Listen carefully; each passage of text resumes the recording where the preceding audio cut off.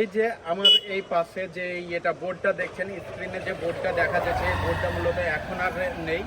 এই বোর্ডটা হচ্ছে পথশ্রীর যে প্রকল্প, আমাদের সরকারের যে উন্নয়ন প্রকল্প পথশ্রী প্রকল্প এনেছে, সে বোর্ডে সাফ সাফ লেখা আছে এখানে PCC road from apple Sheikh house to Hubble Sheikh house. তো এখানে দেখবো হাবল শেখের বাড়ি কোনটা আর আপেল শেখের বাড়ি কোনটা, আর রাস্তা কি আদৌ সেইভাবে হয়েছে যেরকমটা এই বোর্ডে লেখা হয়েছে সেইভাবে কি হয়েছে। তো আপনারা দেখছেন এই যে বাড়িটা হচ্ছে হাবল শেখের বাড়ি। তো হাবল শেখের বাড়ি থেকে স্টার্ট হওয়ার কথা, যে রাস্তায় এখনো পর্যন্ত হয়নি, অথচ এখানে লেখা হয়েছে 1,77,126 টাকা এখানে অনুদান দেওয়া হয়েছে রাস্তার অ্যামাউন্ট যেটা। তো এখানে আপনারা এই যে রাস্তাটা দেখতে পাচ্ছেন, আপনাদের কোনো জায়গায় কি মনে হচ্ছে এই যে রাস্তাটা ঢালাইয়ের রাস্তা হয়েছে? এই যে বোর্ডটা লাগিয়েছে, দুর্নীতিটা হচ্ছে কিভাবে? এই যে রাস্তাটা দেখেন, কোথাও কি আপনাদের মনে হচ্ছে যে এই রাস্তা ঢালাই হয়েছে? মনে কি হবে কিভাবে? এই রাস্তা ঢালাই হয়নি, তো এসব রাস্তার টাকা তো খাওয়া হয়ে গেছে। তো রাস্তার টাকা কিভাবে খেয়েছে দেখুন। এই যে ওখান থেকে স্টার্ট হচ্ছে রাস্তা, পুরো মাটির রাস্তা এখনো পর্যন্ত আছে, কোনো রকম ঢালাই হয়নি, কিছু হয়নি।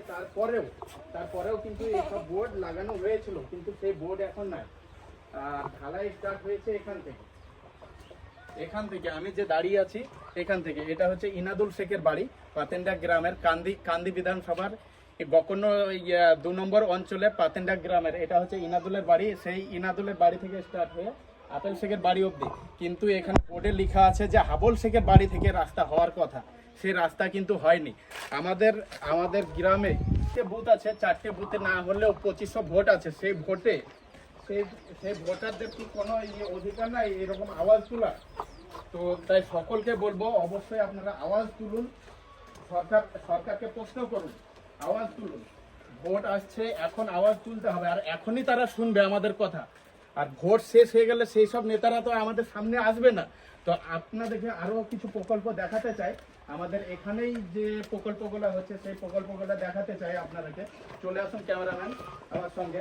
এই যে রাস্তা হওয়ার পর সরকারের নতুন প্রকল্প আনতে ইচ্ছা হয়, যেটা ড্রেনের প্রকল্প যেগুলো হয়, ড্রেনটা এখানে কিভাবে করা হয়েছে দেখুন। রাস্তা করার পর রাস্তা ভেঙে আবার ড্রেন করা হচ্ছে, কোনো সময় জল প্রকল্প হচ্ছে, কোনো সময় ড্রেন প্রকল্প হচ্ছে, কোনো সময় পথশ্রী প্রকল্প হচ্ছে। তো এই যে ড্রেন করা হয়েছে, আপনাদের কোনো এই ড্রেন দেখে কি মনে হয় যে বৃষ্টির পানি এই ড্রেন ছাপিয়ে চলে যাবে? রাস্তা আছে নিচু, ড্রেন আছে উঁচু, কিভাবে এটা সম্ভব? এই হচ্ছে আমাদের প্রকল্প, আর এই হচ্ছে আমাদের উন্নতি সরকার, যেটা আমাদেরকে দেখায় যে এই সরকারের ভোট করলে অবশ্যই উন্নতি হবে, গ্রাম বাংলার উন্নতি হবে, দেশের উন্নতি হবে। তো আপনারা দেখতে পাচ্ছেন যে উন্নতি কতটা হচ্ছে।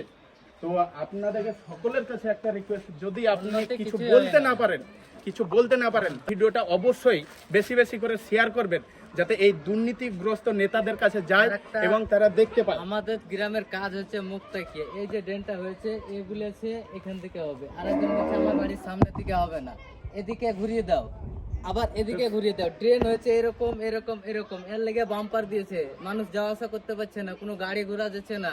এটা কি মুখ তাকিয়ে থেকে কাজ হচ্ছে নাকি? সেইগুলা আমাদের গ্রামের যে মেম্বার আছে সেই মেম্বারকেও এই রাস্তাটার জন্য কিন্তু প্রশ্ন করা হয়, যেটা আমি প্রশ্নটা করেছিলাম, কিন্তু সেই মেম্বার আমাকে বলেছিল যে রাস্তা নাকি ওই মাথা থেকেই এসেছে, আর এই বোর্ডে দেখা যাচ্ছে কিন্তু রাস্তা এখান থেকে স্টার্ট হয়েছে। তো সেই রাস্তাটা কই? তো এটা এই প্রশ্নের জবাব কিন্তু আপনাদের কাছেই চাই, আর আপনাদেরকেই দিতে হবে।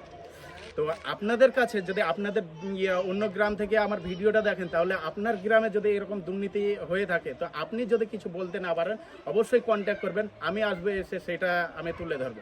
So thank you so much.